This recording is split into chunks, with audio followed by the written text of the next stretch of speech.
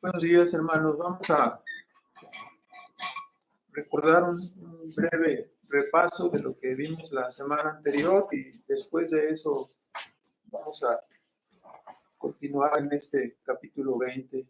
La semana anterior tuvimos un estudio introductorio donde hicimos una consideración, algunas consideraciones preliminares, vimos el significado de algunas de las posturas del posmilenialismo, que considera que Cristo vendrá en su segunda venida hasta después del milenio, ¿no? Y esta postura cayó en desuso.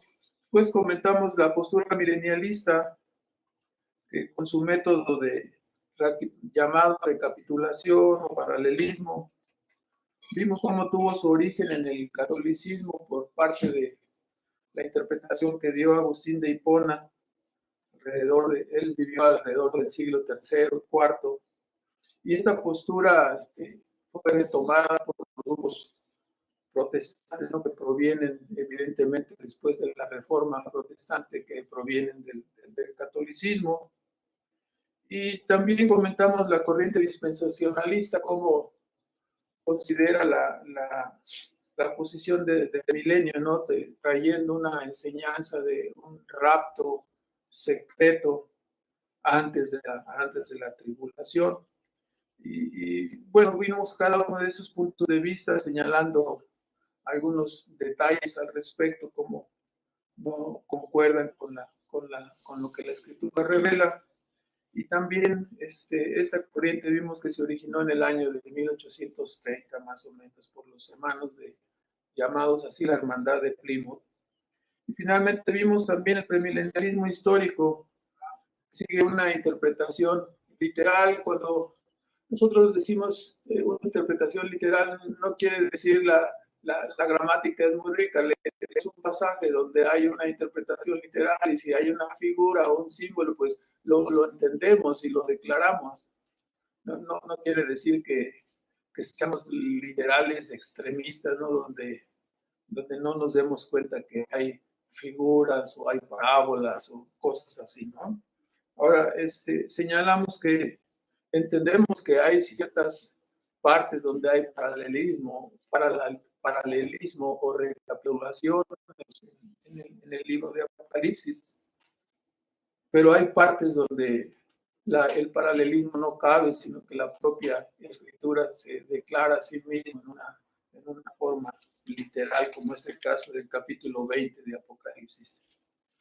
También, como se mostró en las citas históricas, el milenarismo fue la postura de las iglesias desde un principio, aún en la iglesia católica, que como ustedes recuerdan se unió cuando Constantino, se unió la iglesia y el Estado cuando Constantino declaró el cristianismo como la religión de Estado, ¿no? Pasando por alto la libertad de conciencia, muchas otras cosas más.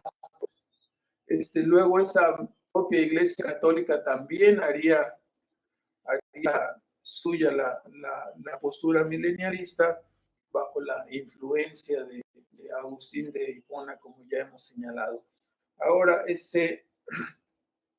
el milenarismo pues era la posición histórica aceptable, y esto fue lo que concluimos de las citas históricas. Ahora, finalmente vimos en la semana anterior una serie de versículos que presentaban la segunda, o que presentan en la escritura la segunda venida de Cristo como un evento necesario y su reino milenial como un evento necesario para la culminación de todo el proyecto divino, ¿no? Entonces, Pablo dijo, no es menester que Él reine.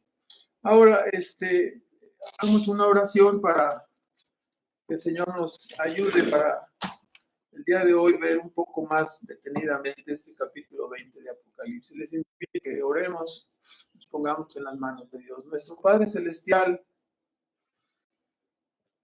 nuevamente rogamos, Padre, por la ayuda de tu Espíritu Santo, la guianza y la iluminación que todos nosotros necesitamos para entender tu palabra y para obedecerla, Señor. Necesitamos la iluminación para entender y la fuerza y el poder para tener el deseo y no solamente puras intenciones, sino el deseo y el poder para hacer tu voluntad. Rogamos, Padre, que nos ayudes a inclinarnos delante de tu grandeza, de la grandeza de tu palabra, de la grandeza de tu persona. Y te pedimos, Padre, nada tenemos en nuestras manos para ver.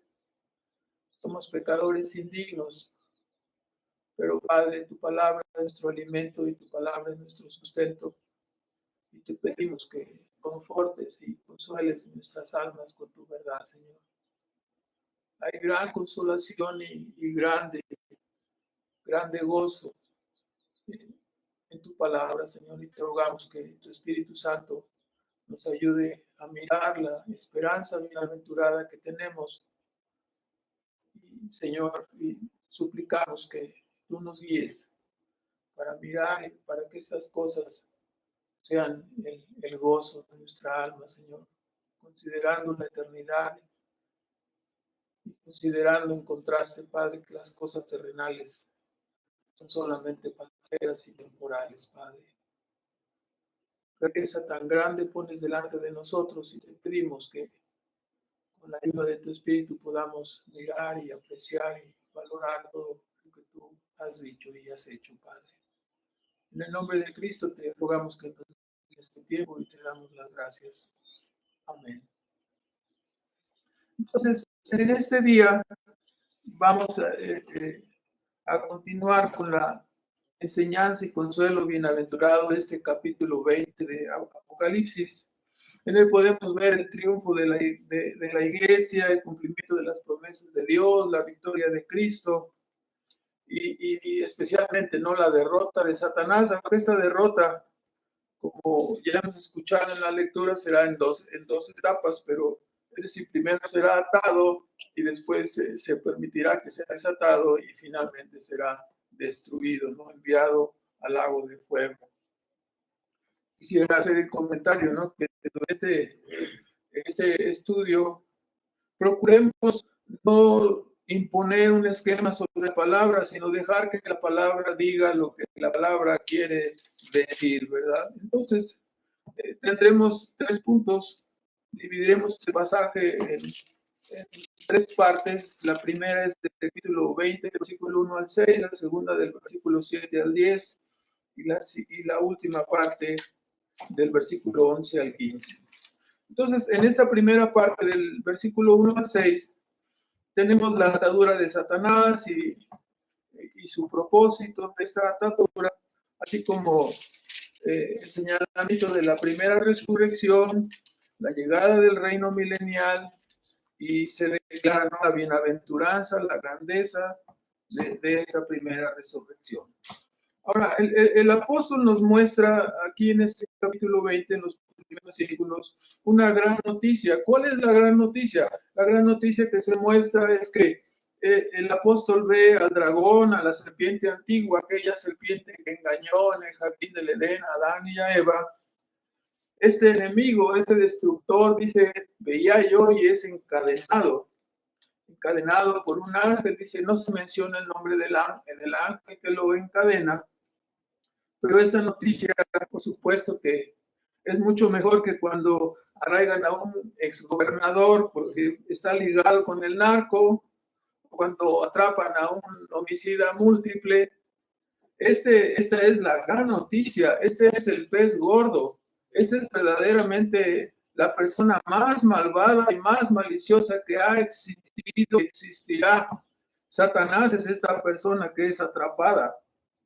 Una persona que se ha atrevido a desafiar, un ángel que se ha atrevido a atacar a Dios, que no le importó que esto significara la perdición de millones de personas. Solo pensó en sí mismo. Satanás puede ser llamado correctamente el campeón del egoísmo, porque no le importó destruir una creación, destruir un mundo, destruir unas personas, con tal de él ser adorado. En cierto modo, Dios ha permitido la existencia, ya sabemos, ¿no? La existencia del mal, aún la existencia de Satanás, y en cierto modo le ha dejado actuar aparentemente a sus anchas. Y esto Dios, sin entrar en ese es un tema diferente, pero lo ha hecho Dios para mostrar lo que es el pecado y para mostrar que de qué manera el pecado pervierte y de qué manera es capaz de corromper la perfección que Dios creó al principio, y aún, ¿no? Si fuera posible de acabar con Dios mismo, ¿no? Esto es lo que hace el pecado, mata a Dios. Entonces, lo primero que debemos hacer, si entendemos que Satanás es atado, si entendemos que Satanás va a ser derrotado, debemos expresar verdaderamente una alabanza y una adoración a Dios, porque eso es un gran acontecimiento. Atar y enviar al abismo a este eternamente despreciable sujeto. Entonces, entendemos también que siendo un ser espiritual, evidentemente la cadena con la cual es sujeto este ángel caído, este Satanás, no es una cadena de fierro, evidentemente, ¿verdad? Es una manera simbólica que indica que su confinamiento le impedirá hacer el trabajo que Satanás siempre ha hecho. ¿Cuál es el trabajo que siempre ha hecho? Engañar a este mundo, ¿no? Engañar a los hombres. Como señalamos, este atamiento, esta atadura, es un hecho escatológico. Esta atadura de Satanás es distinta de la atadura efectuada por Cristo sobre este malvado, o sobre este enemigo, durante su ministerio terrenal, para que el evangelio corra y para que las personas sean alcanzadas. Necesariamente tienen que ser libradas de este engaño en que Satanás ha sumido en este mundo. Ciertamente por eso nos dice el apóstol Pablo, ¿no? Que Dios conceda, dice que el ministro no debe ser contencioso, sino apacible, para con todos, no manso, que con mansedumbre corrija a los que se oponen, por si quizás Dios les conceda que se arrepientan. ¿Y qué dice? Que escapen del lazo de Satanás y que están cautivos a voluntad de él. Entonces es una gran noticia, ¿no? Atado, por fin, para ya no engañar.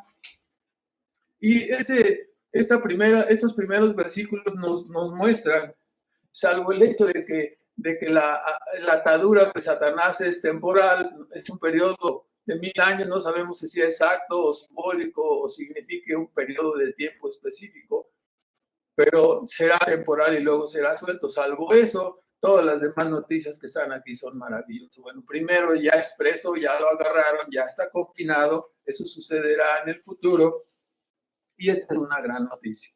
Ahora, enseguida, dice Juan, vi tronos, y Juan vio que se sentaron en el trono personas, vio personas que se sentaron y que les fue dada autoridad para juzgar, y vio también, dice, no solamente vio personas, también se fijó varias personas, ¿no?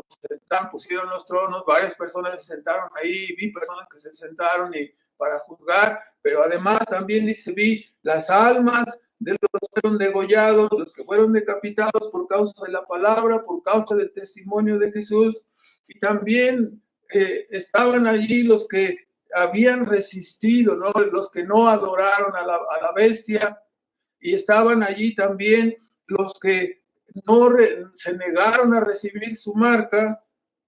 Todas estas personas, dice, recibieron autoridad para juzgar, autoridad para gobernar, es la idea. Si usted puede ver en Mateo 19:28, esta es la misma idea. Esta es la misma idea de que Cristo habló cuando él dijo, ¿no? El contexto de este versículo es que el joven rico se le fue predicado el evangelio y no quiso dejar sus riquezas para seguir a Cristo. Entonces el impulsivo apóstol, siempre nuestro amado y querido apóstol Pedro, dijo, Señor, preguntándole, nosotros hemos dejado todas las cosas para seguirte. ¿Qué recibiremos nosotros entonces en el futuro? ¿No? ¿Qué recibiremos?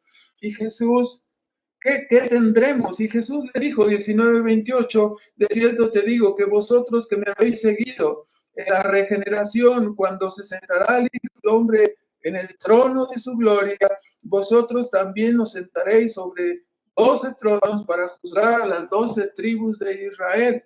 Y Primera de Corintios 6 nos indica también, con esta idea de los tronos que vemos en Apocalipsis, también recordamos la enseñanza de Pablo, ¿no? Cómo él estaba regañando a los hermanos de la iglesia en Corinto porque tenían conflictos y tenían pleitos y estaban acudiendo a los tribunales a resolver esos conflictos. Y dice, bueno, ¿qué es lo que está sucediendo? Ustedes, nosotros, dice en el capítulo 6 y versículo 2, ¿no sabéis que los santos han de juzgar al mundo? Y si el mundo ha de ser juzgado por vosotros, sois indignos de juzgar cosas pequeñas ahora, ¿no? Entre ustedes, pleitos entre ustedes. ¿No sabéis que hemos de juzgar a los ángeles, dice? O sea, no solo Israel, sino también el mundo y también los ángeles, ¿no? Entonces, toda la idea de poner tronos y viene la idea de juzgar está aquí, ¿no? Es el mismo concepto que predicó Cristo, el mismo concepto que predicó Pablo, ¿no? Entonces, aquí viene el punto. Enseguida, después de los tronos, viene el punto crucial de este capítulo 20. El punto crucial es la interpretación de esta palabra de volver a vivir. Y ese es el centro de la interpretación de este capítulo. Juan dice entonces, yo vi estas almas desde estas personas y las vi volver a la vida. Y es decir, si esas almas vuelven a la vida, ¿qué quiere decir? Que las almas resucitan, ¿verdad? Es decir, está diciendo, al referirse a almas, no está hablando de personas, ¿no? Muchas veces la Biblia usa en una forma sinónima el hecho de decir almas, ¿no? Abraham fue a perseguir a aquellos que se habían llevado a su sobrino Lot, dice, tenía 300 personas, dice 300 almas, y dice, voy atrás de los malvados para rescatar a su esposa y a su sobrino, ¿no? Ahora, entonces dice el pasaje que las almas volvieron a vivir, es decir, resucitaron. Y luego enseguida dice en el contexto, esta es la primera resurrección, ¿no? Esto es volver a la vida. La Biblia enseña que esta es la esperanza de los creyentes. Toda la Biblia está llena de esa idea. Entonces, ¿qué quiere decir? Que resucitaron, que sus cuerpos fueron levantados, ¿no? En la segunda venida de Cristo, los cuerpos de los creyentes serán levantados y se unirán con su alma. Esta es la primera resurrección. Este es el sentido del texto. Ahora, contra el sentido del pasaje, forzando la interpretación del pasaje, porque se tiene, me refiero a la postura milenialista, forzando que se tiene que hacer una capitulación o ir en sus visiones paralelas de la Escritura. El milenialismo declara que esta resurrección no es del cuerpo, sino que es una resurrección espiritual. Entonces, ese es el punto crucial. El contexto inmediato nos dice que el versículo 5, luego 25, más los otros muertos, aquí utiliza ya no almas, sino habla de los que están en la tumba, los necrois, o sea, los que están muertos y enterrados, ¿no? Dice, y los otros, o sea, los otros muertos no tornaron a vivir, es decir, no resucitaron. No resucitaron, mientras los creyentes, los que guardaron el testimonio, los que fueron fieles a Cristo, los que fueron fieles a Dios, son resucitados en la segunda venida. Los otros muertos ya no resucitan en ese momento, sino hasta después de que se han cumplido un periodo, dice ahí, de 1000 años. Si es literal o simbólico, lo veremos, ¿no? Esta es, dice el apóstol Juan, la primera resurrección. Entonces, el contexto nos indica, ¿no? Que los otros muertos, los inconversos, no volvieron a vivir, no resucitaron. Aquí se usa una palabra, ¿sí? Tanto cuando dice que las almas volvieron a la vida, dice que las almas Kai esesan, esa es la palabra griega, kai esesan, las almas volvieron, ¿sí?, a vivir, ¿sí? Y la palabra es usada igual cuando dice que los otros no volvieron a esesan, no volvieron a vivir, es decir, no resucitaron. Entonces, se cuenta del concepto que estamos manejando, ¿no? El amilenialismo dice aquí que cuando dice los otros muertos, aquí sí entiende la palabra, ¿no? En el versículo 5, los otros muertos no tornaron a vivir. Ese no tornaron a vivir, sí quiere decir resurrección del cuerpo. Eso es lo que dicen. La primera resurrección espiritual y la segunda es resurrección física.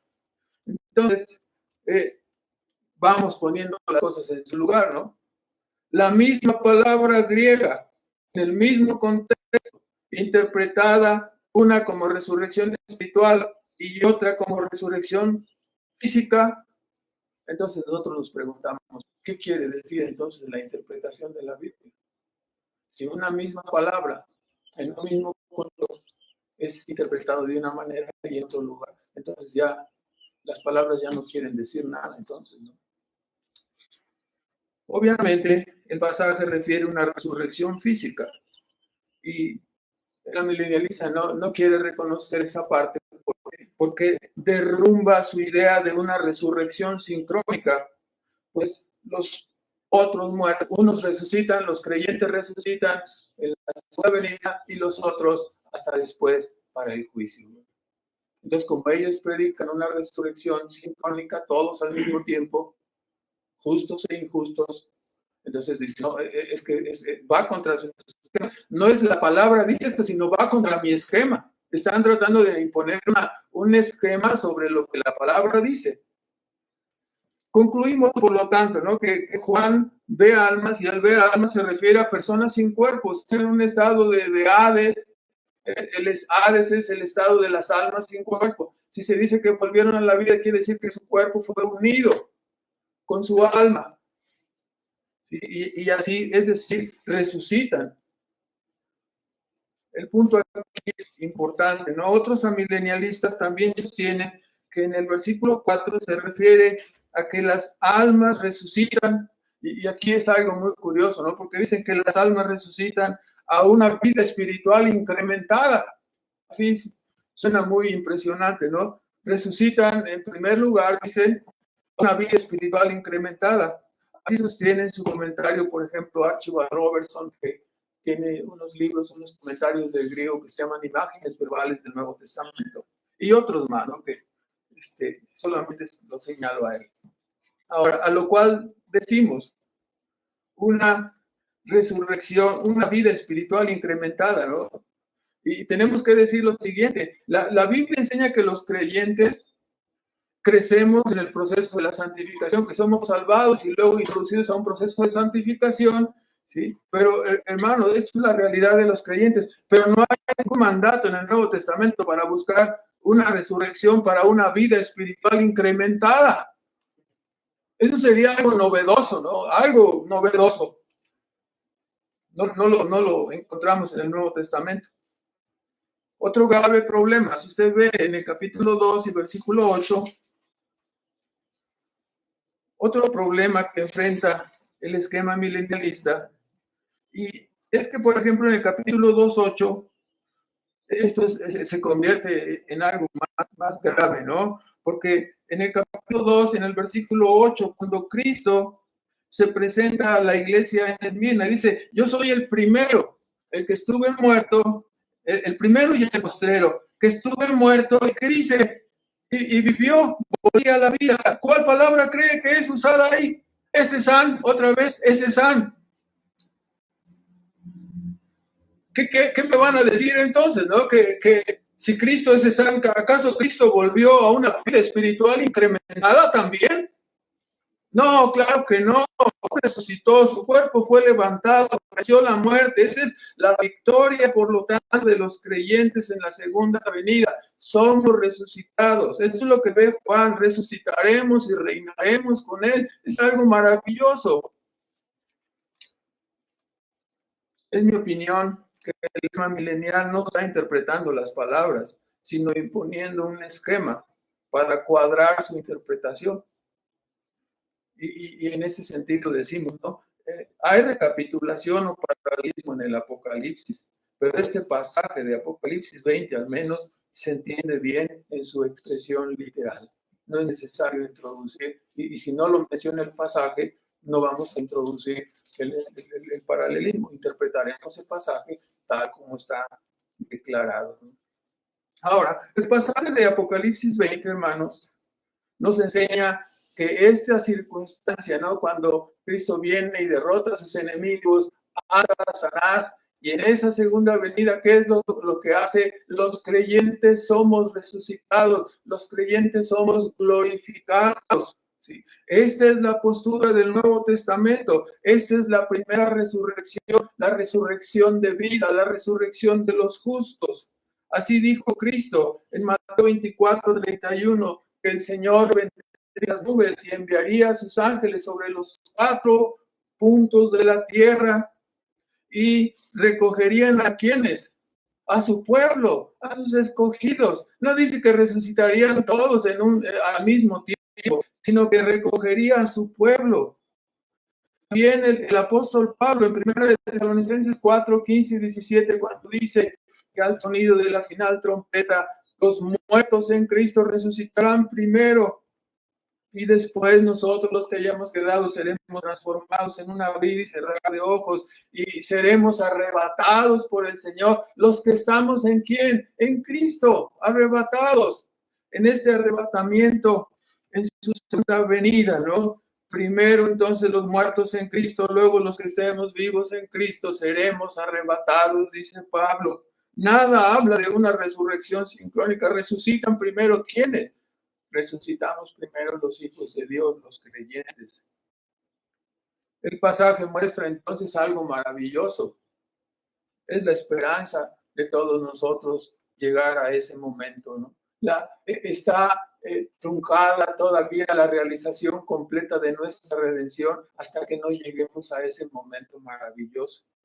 Juan lo mira y dice, ay, esto es algo maravilloso, bienaventurado y santo el que forma parte, el que tiene parte en esta primera resurrección. Es maravilloso, seremos restaurados a una perfección inmutable, tendremos cuerpos gloriosos para ya no volver a pecar. Eso es algo maravilloso. Podremos adorar, podremos servir a Dios con nuestra mente, con nuestro corazón, con nuestra voluntad, completamente sin pecar, sin desviarnos. Viviremos y adoraremos verdaderamente a Dios de toda nuestra mente, de todo nuestro corazón y con todas nuestras fuerzas. Resucitados para compartir con Cristo. Él comparte con nosotros su reino. Así dice también 2 de Timoteo 2, véalo por favor. 2 de Timoteo 2, en el capítulo número 2, y en el versículo 11 y 12. Esta dice, Pablo es palabra fiel, verdadera. Si somos muertos con él, con Cristo, dice, también viviremos con él.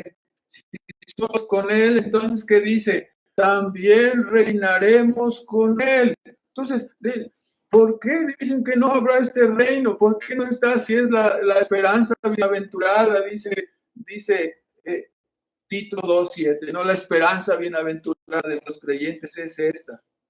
Entonces, aquí está maravilloso. Juan dice, resucitaron, esa primera resurrección, bienaventurados, ¿no? Los demás muertos no volverán a cesar, no volverán a vivir, no serán resucitados hasta después del periodo milenial. Las personas, cuando escuchan hablar de la resurrección, cuando el apóstol Pablo predicó esto en el Areópago, ahí en Grecia, ¿sí? Los sabios griegos, los filósofos griegos se rieron y dijeron, ¿volver a la vida? ¿Con cuerpo volveremos a la vida? Y muchas personas no creen. Cuando Pablo habló de la resurrección, dijeron, Luego te oiremos, este cuate como que ya se le desprendió algún tornillo de la cabeza porque está diciendo incoherencias, ¿no? Se burlaron. Yo le voy a decir una cosa sobre el capítulo 15 de Primera de Corintios. Nos habla en forma detallada de este tema de la resurrección y una de las ilustraciones que pone para que cese la risa de los que no creen en la resurrección. Una de las ilustraciones que él pone, dice, ¿por qué? Dice el apóstol Pablo, ¿por qué les extraña que hable de la resurrección? ¿Por qué les extraña que los cuerpos resuciten? ¿Acaso no enterramos granos de maíz muertos, granos de trigo muertos? Sembramos todos los días objetos muertos y estos se levantan y viven y tienen una transformación y nos dan de comer. ¿Por qué les extraña que si el cuerpo humano es sembrado, resucita? Esto no es ninguna novedad, está en la creación continuamente, no es algo nuevo. Una cosa muerta como es nuestro cuerpo será sembrado y resucitado. Sembramos cuerpo natural, cosechamos cuerpo espiritual. Esto no es novedoso, está en la creación continuamente. Ahora, tan grande bendición es que la Escritura la señala como una gran bienaventuranza. Dice, bienaventurado y santo, ¿sí? El que participa en esta primera resurrección. La segunda muerte no se enseñoreará con él, de él, sino que seremos sacerdotes, reyes y reinaremos con Cristo. Ahora, ¿qué es esto de la segunda muerte? Dice Mateo 10, en el versículo 28. Todos conocemos la idea de la muerte física, pero cuando Cristo predica, señalando, ¿no?, la importancia que tiene sobremanera la eternidad, ¿sobre qué? Sobre las cosas temporales, ¿sí? ¿Qué vale más, el tiempo o la eternidad? ¿Qué es más, el tiempo o la eternidad? ¿Lo temporal o lo eterno? Esa es la comparación que hace la Escritura. Y la Escritura nos habla de las cosas eternas. Cuando nosotros entendemos, ¿no? Dijo Cristo, predicaba en 10:28, decía, no temáis a los que matan el cuerpo, mas al alma no pueden matar, temed a aquel que puede destruir el alma, matar el alma y el cuerpo en el infierno. ¿Sí? ¿Qué es entonces la segunda muerte? ¿Sí? Estos que resucitaron, ¿sí?, como Cristo resucitó al tercer día, de la misma manera seremos vencedores de la muerte. Porque Cristo venció la muerte, nosotros estamos unidos con Él. Somos su cuerpo, Él es nuestra cabeza. Por lo tanto, resucitaremos. Eso es algo maravilloso, ¿sí? Muchos de los creyentes han muerto, ¿sí?, a manos del enemigo, derrotados, humillados, pero esta vez seremos levantados para nunca más volver a morir. No experimentaremos la muerte otra vez, seremos resucitados y así estaremos para siempre con el Señor.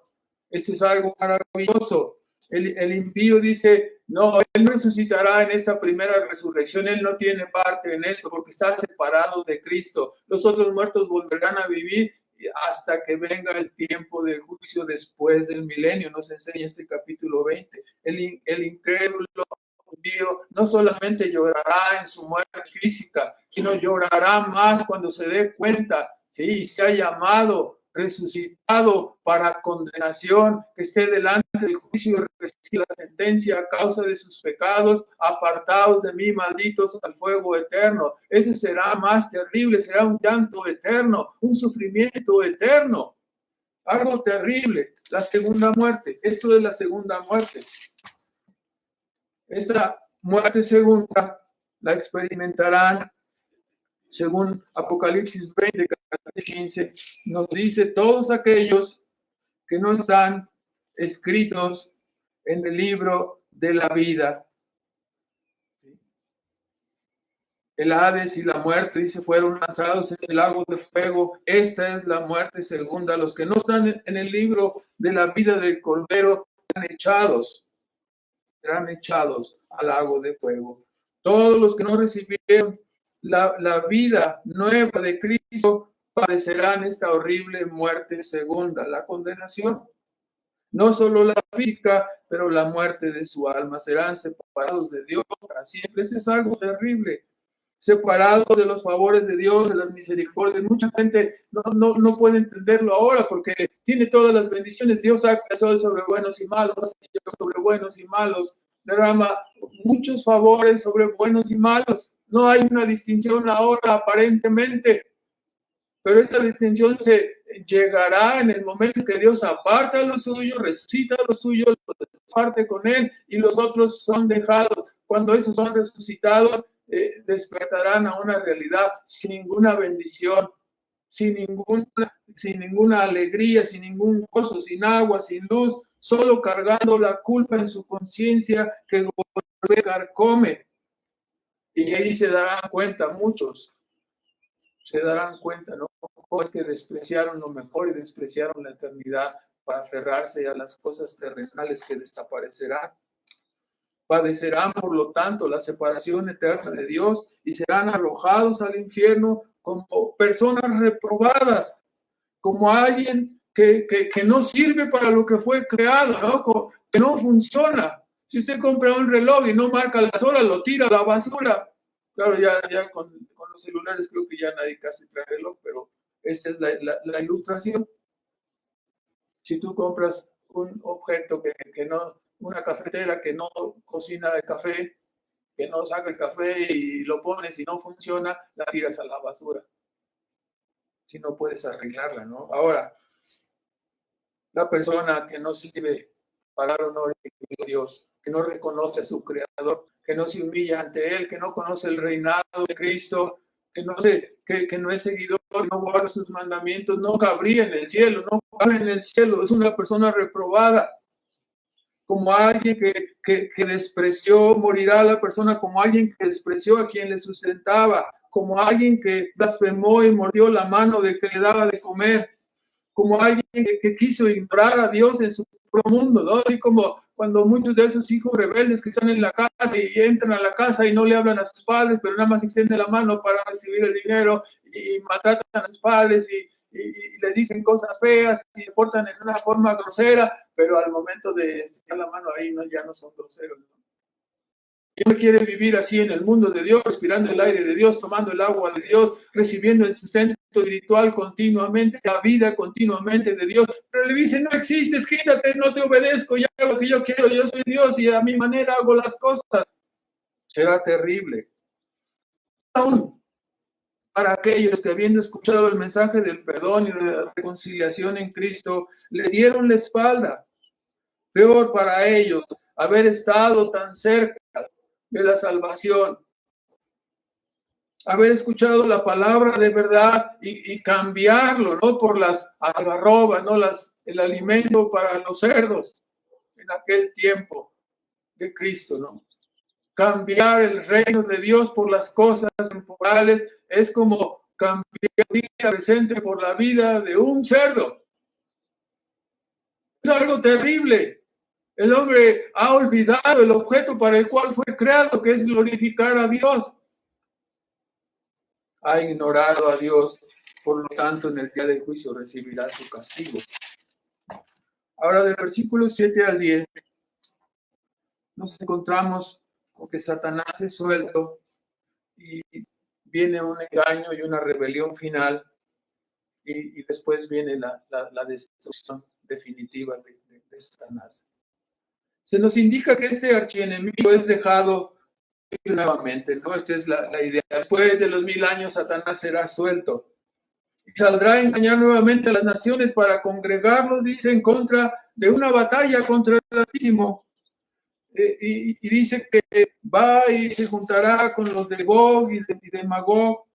Estos Gog y Magog, según la lectura de Ezequiel 38, 39, toda esa parte profética, representan Gog y Magog, los reinos de Mesec y Tubal, dice ahí en Ezequiel, situados al norte de Mesopotamia. Actualmente sería sería Siberia o Rusia, ¿no? Y en aquel entonces los que ocupaban esos reinos, Mesec y Tubal, eran enemigos ¿de quién? Del pueblo de Dios, eran enemigos de Israel. Estos eran los descendientes de Jafet, según el capítulo 10 de Génesis en el versículo 2, y eran enemigos de Israel. Así que al ver aquí cómo Satanás se va a recoger por todo el mundo, ¿a quiénes? A los de Mesec y Tubal, va a recoger a todos los enemigos, ¿no? A todos, alude aquí a los reinos anticristianos que a Satanás en su última rebelión en contra de Dios. Y nos dice la Escritura que estos reyes que se unirán a Satanás serán derrotados cuando ya estaban rodeando, dice, la ciudad amada, Jerusalén, la ciudad amada, y Dios aplaza esta última rebelión en una forma impresionante, ¿no? Enviando fuego del cielo y consumiéndoles. Y por fin, en esta derrota, Satanás es capturado y es echado precisamente en el fuego donde están el anticristo, la profecía, y donde está también el falso profeta, ¿no? que engañaba junto con el anticristo. Así llega el final de esta trinidad satánica. El dragón, la bestia, el anticristo y el falso profeta. La trinidad satánica que hace rodar el misterio de la iniquidad y que trajo tinieblas y caos sobre este mundo. Entonces, cuando esto sucede, ¿qué es lo que debemos hacer? Darle gloria a Dios. Gloria a Dios, porque el mal no durará para siempre. El mal tendrá un fin. Toda la maldad será por fin aniquilada. No en el tiempo que nosotros hemos determinado, sino en el tiempo que Dios ha determinado de acuerdo a su proyecto, a su plan, al desarrollo de su plan redentor, a la gloria de cada uno de sus atributos. En esta parte, muchas personas llegan a decir, pero ¿por qué si ya estaba amarrado Satanás? ¿Para qué lo soltaron? Ahora sí que dice, ¿para qué lo sueltan si ya está amarrado, no? O algunos dicen, a ver, no entienden lo que está sucediendo en nuestro mundo, ¿no? Algunos dicen, bueno, ¿quién es más fuerte?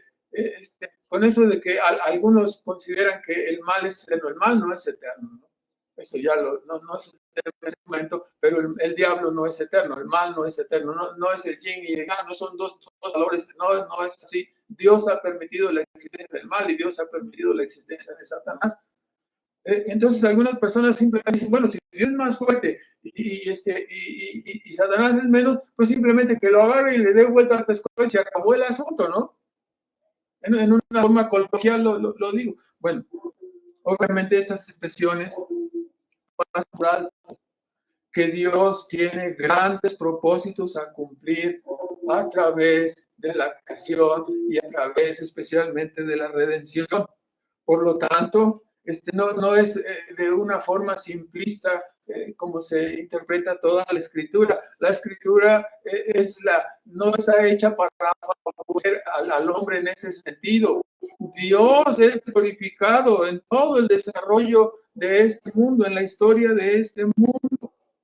Estas expresiones pasan por alto que Dios tiene grandes propósitos a cumplir, dejando existir el pecado y dejando que Satanás obre. Entre otras cosas, no podemos abundar aquí en este momento sobre estas cosas, pero podemos decir que Dios ha permitido a los hombres y a los ángeles caídos manifestarse, y que el pecado se manifieste abundantemente.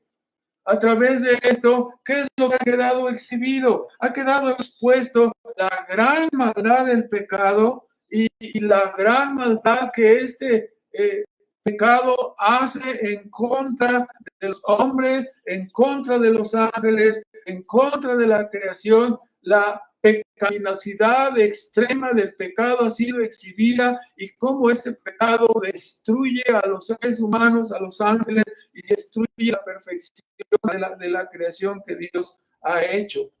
Eso queda exhibido desde ahora, ¿no?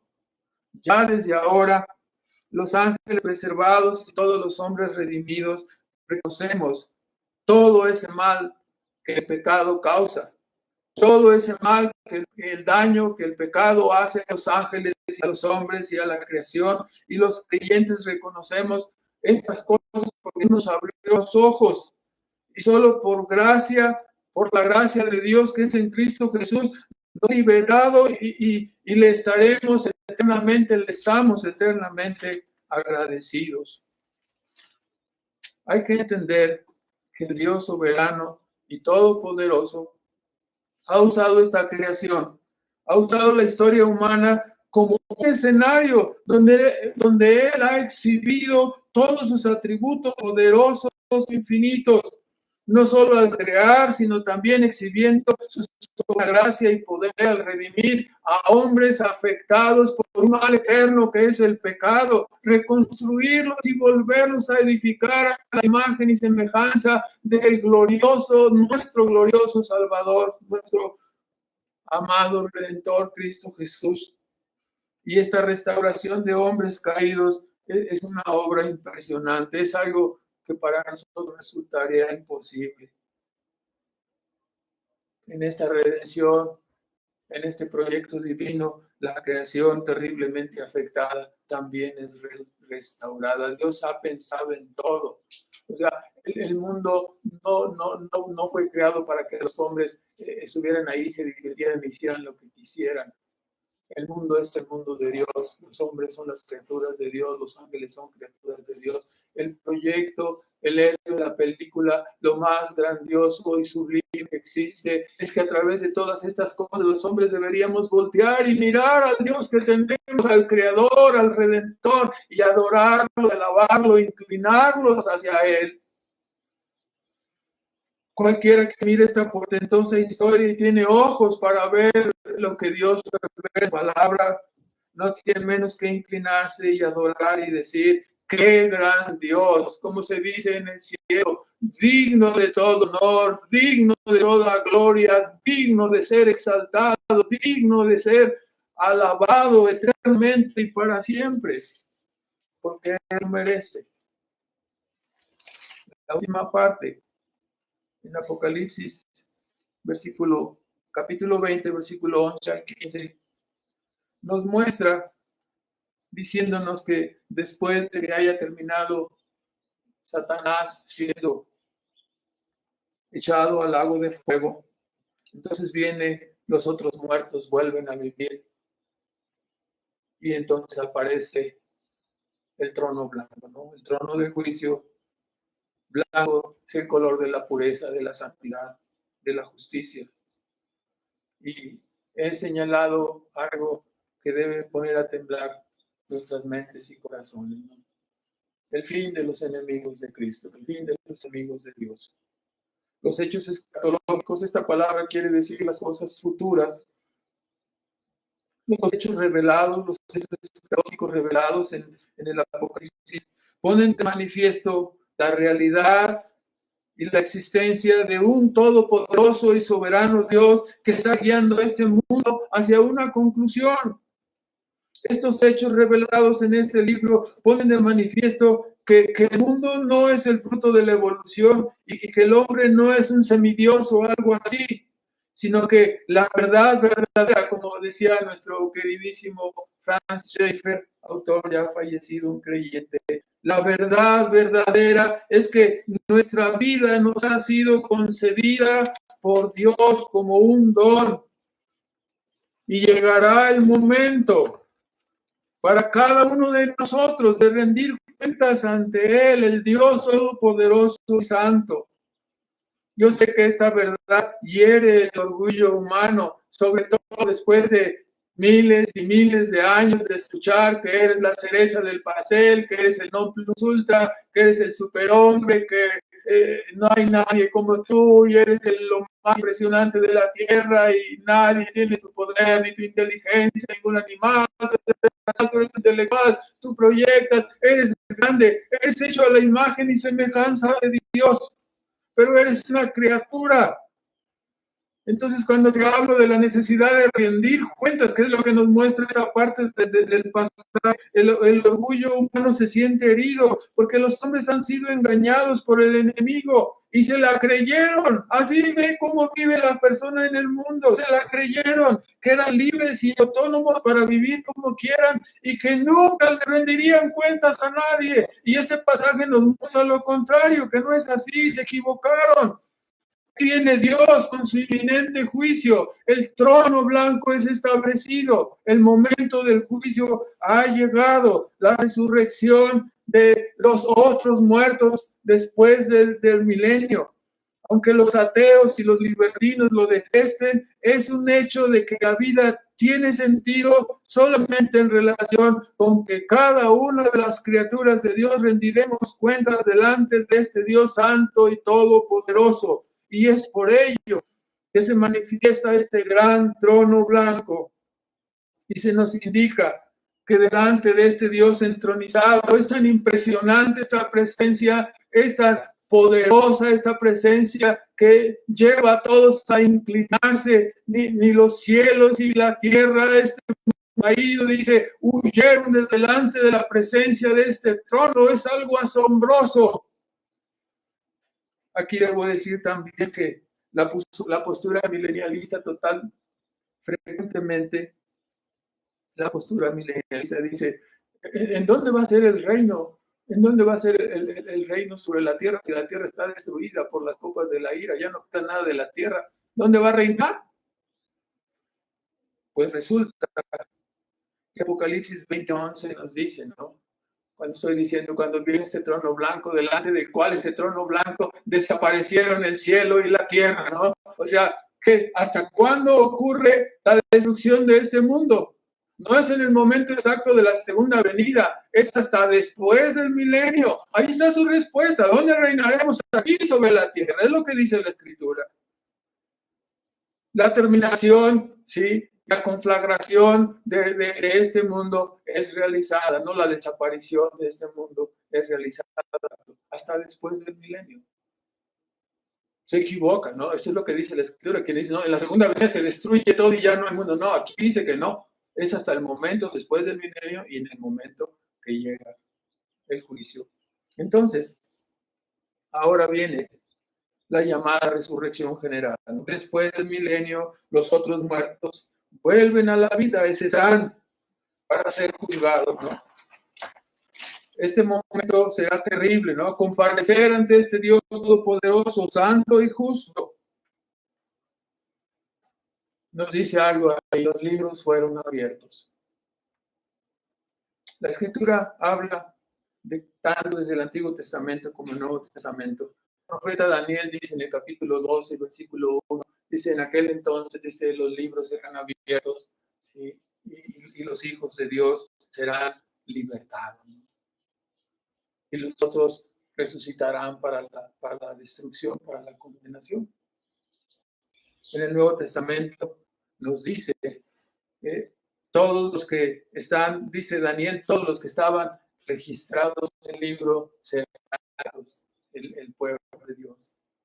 Apocalipsis 13:8 nos dice que todos aquellos, dice, cuando la bestia llega en control, el anticristo y gobierna y trata de imprimir su sello, su marca, y dice en Apocalipsis 13:8, ¿no?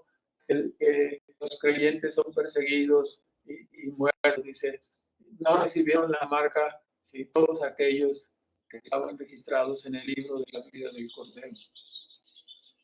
Apocalipsis 21:27 nos indica también, dice que en el cielo no entrará ninguna cosa sucia o que hace abominación, mentira, sino solamente los que están escritos en el libro de la vida del Cordero. Entonces, hay un libro donde están registrados y anotados todos los creyentes del Antiguo y del Nuevo Testamento. Esos son los que estaremos con el Señor, resucitaremos en su segunda venida, ¿sí? Y evidentemente estamos anotados en el libro de la vida del Cordero. Gracias a la obra redentora de Cristo, nosotros hemos sido justificados, hemos sido perdonados, hemos sido hechos aceptos por la justicia de Dios, no porque nosotros tengamos nada en nuestras propias vidas, no porque lo merezcamos, no porque seamos dignos, sino porque Él nos ha perdonado, porque su gracia nos ha rescatado y nos ha llevado hay esta gran misericordia y bienaventuranza de estar unidos en este destino glorioso con Cristo, su Hijo. Estamos allí por pura gracia, no por obras. Entonces, los libros serán abiertos. Las personas ignoran, no voy a citar algunos textos.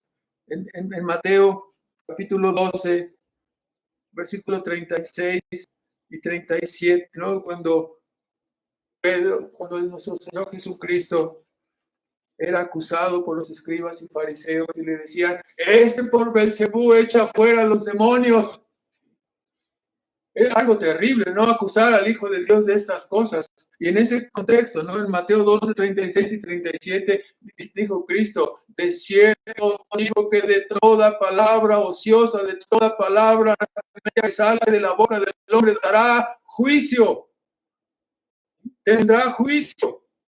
Eso nos está indicando, ¿no? Todas las palabras, hay un registro donde están todas las palabras, todas las voces de todos los seres humanos, lo que dijiste, lo que blasfemaste, está escrito y será abierto. Y ese día tú no podrás decir, no, sí dijiste, me dijiste esto y esto. Y es algo aún más grande. Los libros serán abiertos, dice Romanos 2, versículo 6. El Señor juzgará y pagará a cada uno conforme a sus obras, dice, conforme a sus obras. Las obras de todas las personas están ahí. Que escondiste la mano para no dar, que te retraíste para no participar, te escondiste para no soltar lo que tú pensabas que era tu tesoro, lo guardaste, fuiste egoísta, todas esas cosas están registradas, igual que las buenas dádivas, todas las buenas obras, ¿no? Es evidente, ¿no? Toda la Biblia está llena para decirnos que los hombres no pueden ser salvados por obras, aunque tengas obras buenas en tu vida. Tu pecado es demasiado pesado. No podrás librar el juicio de Dios, de un Dios santo. Su ley revela, ¿no? Que nadie, que no hay justo ni aún uno, y no hay quien entienda. Por eso la obra de Cristo es maravillosa, y por eso invitamos a las personas a que crean y confíen en Cristo, para que su vida justa, su justicia perfecta sea imputada en su cuenta, sus pecados sean perdonados y sean recibidos por Dios, y seamos aceptados de acuerdo a la justicia que Cristo nos ha regalado, nos ha concedido. No por nuestras obras, porque por las obras de la ley ninguna carne se justificará delante de Dios. Gálatas 2:16. Ahora, no solamente por las obras, pero Romanos 2:16 también nos dice el apóstol Pablo, ¿sí? En el día que Dios juzgará lo encubierto, lo secreto de los hombres, conforme a mi evangelio. ¿Qué cosa? Las cosas secretas, las cosas ocultas de los hombres serán manifestadas. Cristo dijo, lo que hiciste a escondidas será puesto sobre el techo y ahí será manifiesto. Es decir, será sacado a la luz tu conducta tenebrosa que tú tienes, que tienes una doble vida, será manifiesto. Todas estas cosas serán, ahora tú los niegas, quizás seas un puente de cuello blanco, quizás seas una persona que está viviendo en una forma indecente y está oculto, no aparentas una cara delante de los hombres, pero ese día todas las cosas saldrán a la luz. Los libros serán abiertos, es lo que quiere decir.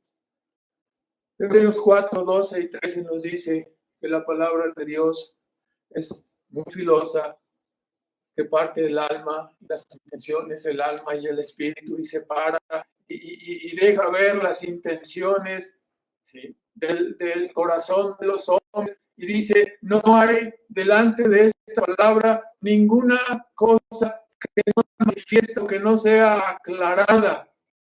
Entonces, cuando dice los libros serán abiertos, significa esto: todo lo secreto, todo lo oculto, todo lo hecho escondidas, todo lo hecho con dobleza, hipocresía, todas las escapadas, todas las trampas, todos los fraudes, los engaños, los robos, los rateros que no pagan, los que deben y se esconden, todos los codiciosos, los adúlteros, los borrachos, los que no tuvieron a Dios en su noticia, los que rehusaron el evangelio, los que se dedicaron a adorar ídolos y le dieron la espalda a Cristo.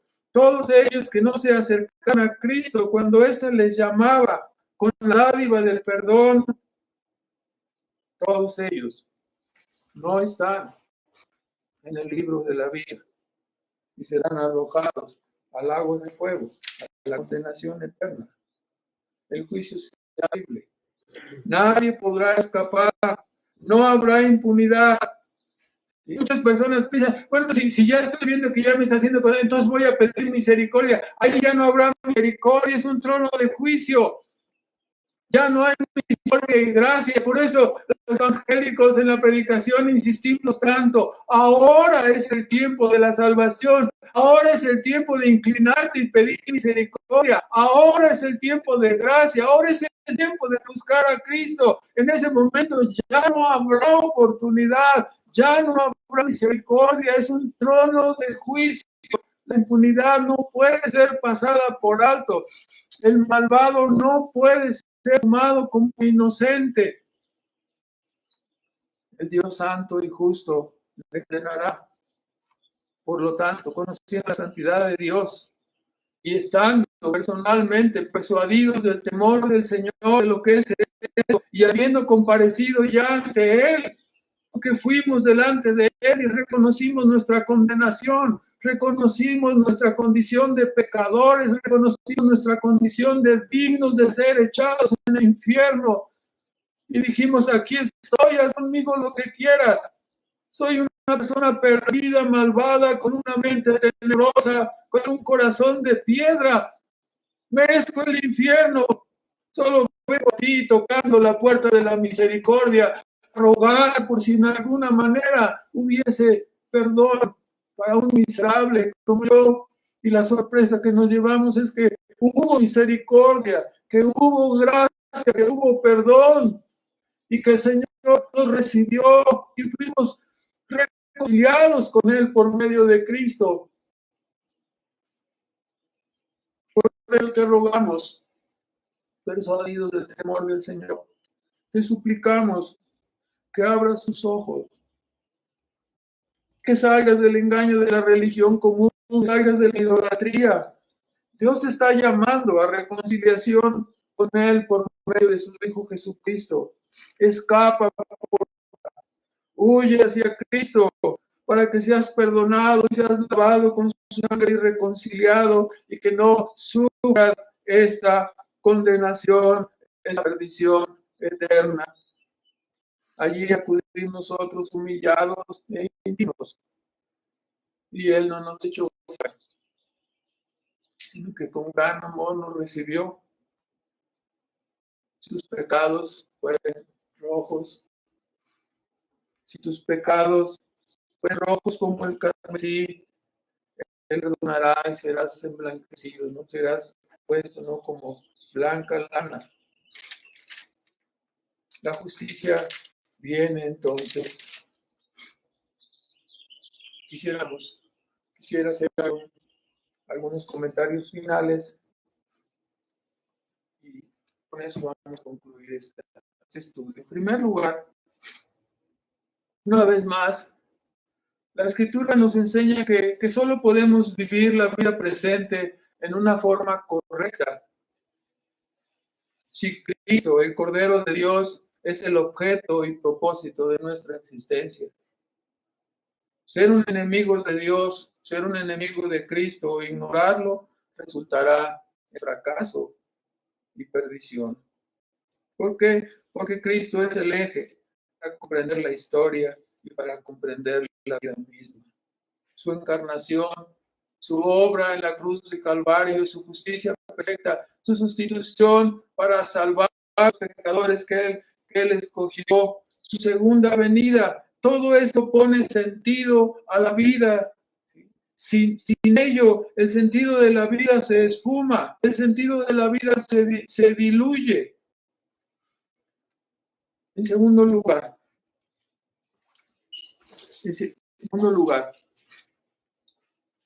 te pregunto, ¿formarás parte de la primera resurrección?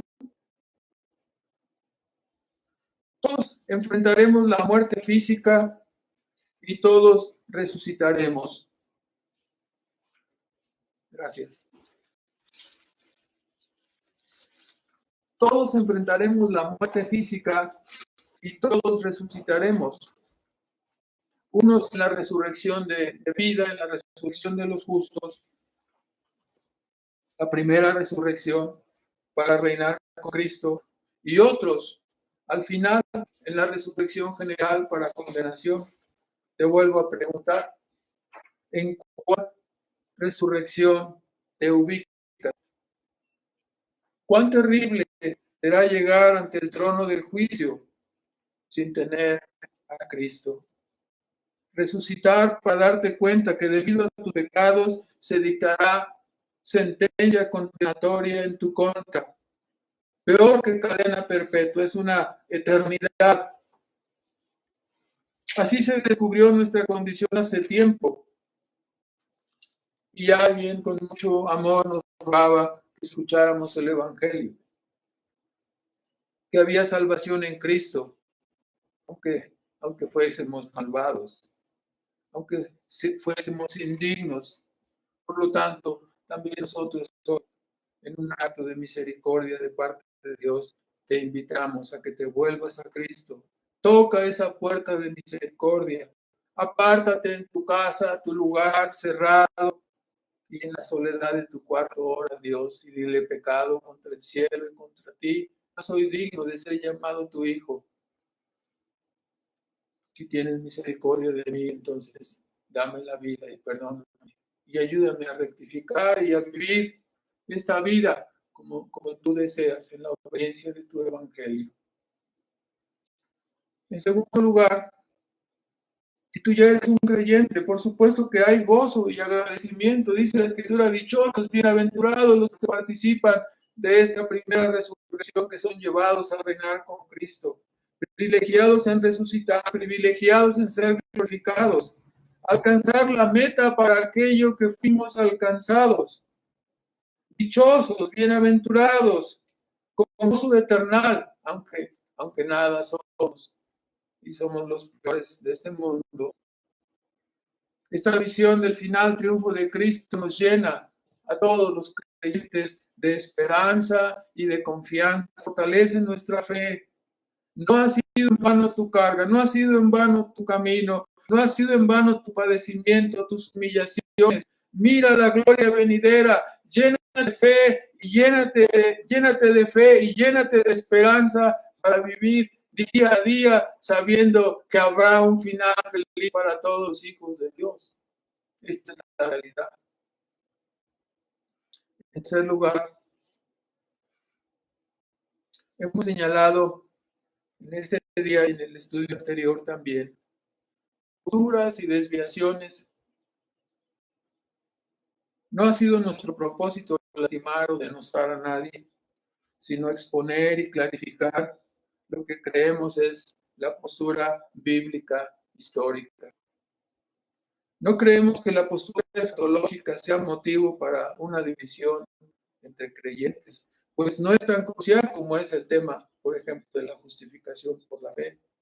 No obstante, digo esto con temor y temblor, porque ¿quién puede usar ¿quién puede estar de acuerdo que haya tal disparidad de opiniones entre los creyentes tocante al tema escatológico si tenemos la misma Biblia? ¿Quién puede decir, no, está bien que tengan diferentes opiniones? No está bien. Decir eso es como autorizar, no, pues cualquiera se puede tener cualquier posición y puede tomar la Biblia como quiere. No, por eso digo, con temor y temblor, ¿quién puede autorizar tal disparidad de opiniones entre los creyentes si tenemos la misma Biblia? Necesariamente, algunos están bien y otros están mal. Pero muchas veces por orgullo, por vergüenza, por el qué dirán, muchas personas, muchos creyentes, no somos lo humildes que deberíamos ser y no estamos dispuestos a examinar nuestra creencia en conformidad a las Escrituras. Es por eso que muchas personas se cierran a la tradición o a la creencia de su denominación sin siquiera examinar si es una postura bíblica o no.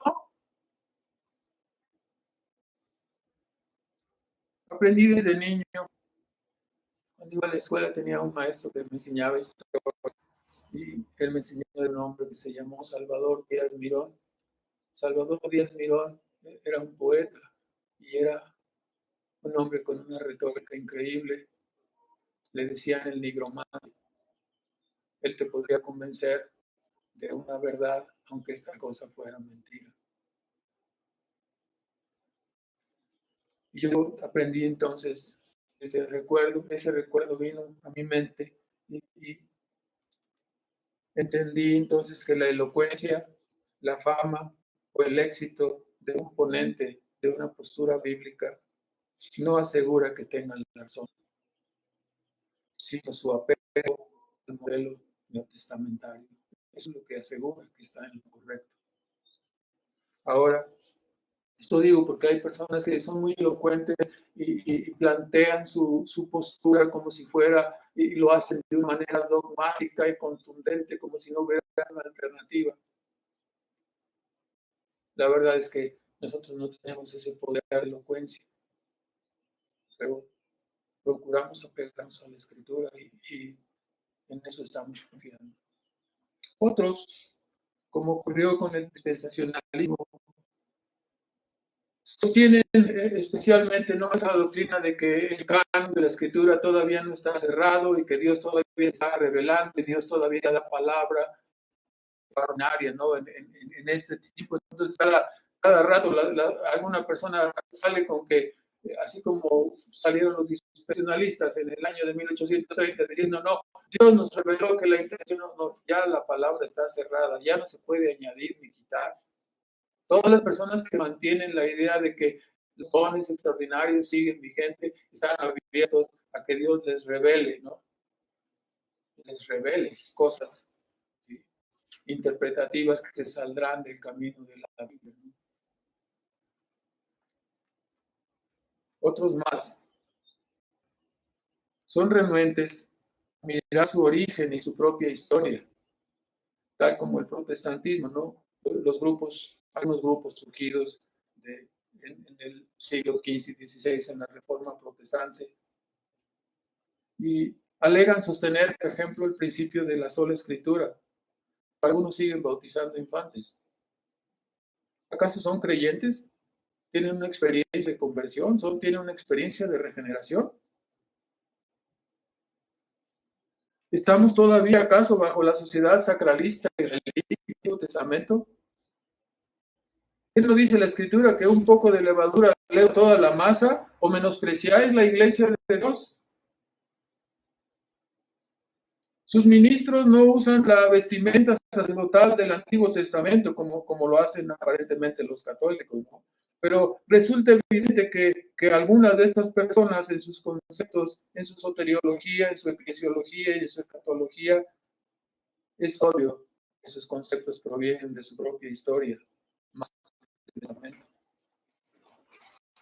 No mantienen el velo.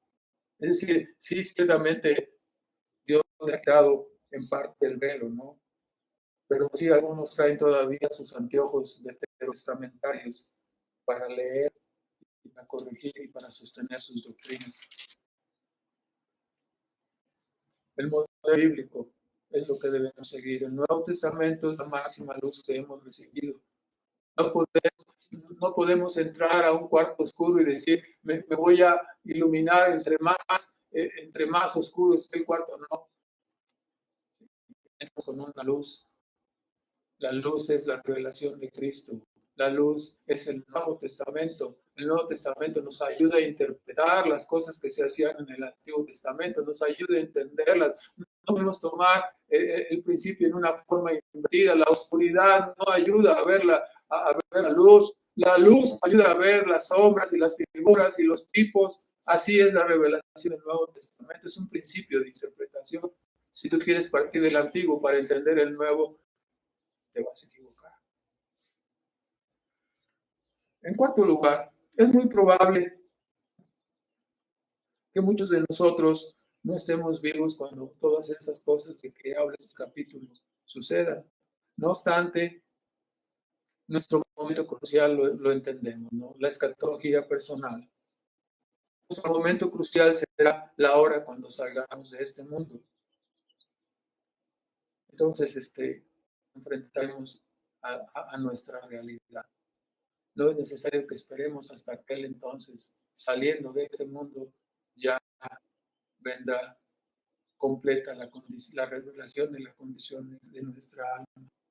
Entonces, basado en ello, debemos mantener una expectativa como creyentes de que daremos cuentas a Dios pronto en nuestra salida de este mundo, si es que viene Él antes. Entonces, nuestro tiempo para los que no tienen a Cristo, el tiempo para venir a Cristo y el tiempo para servirlo es ahora. Ese es el tiempo, ya no habrá más oportunidades. Después todo habrá terminado. Por lo tanto, no te tardes en venir, no te tardes en mirar a Cristo. Hagamos una oración.